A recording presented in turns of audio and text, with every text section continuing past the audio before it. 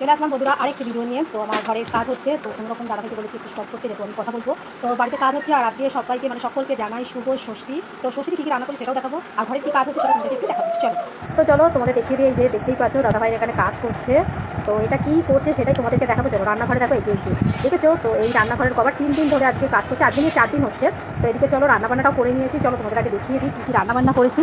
তো প্রথমেই দেখিয়ে দিই একদম গরম গরম লাল লাল ঝাল ঝাল আলু ফুলকপির তরকারি, একদম নিরামিষ, সবই নিরামিষ। আর এদিকে হচ্ছে নারকোল দিয়ে ছোলার ডাল করেছি, জিরে ফোড়ন, তেজপাতা, শুকনো লঙ্কা, কাঁচা লঙ্কা ফোড়ন দিয়ে, আর কিছু দিই লবণ হলুদ তো দেয়। আর এদিকে দেখো অল্প করে গার্নিশের জন্য নারকোল ছড়িয়ে সিমাই রান্না করেছি, এর মধ্যে কাজু কিশমিশ আর হচ্ছে আমন্ড বাদাম আছে, আর এই যে এতেও আছে কাজু কিশমিশ, টমেটো আর তেঁতুলের চাটনি। আর এদিকে হচ্ছে একদম ছাকা তেলের পরোটা।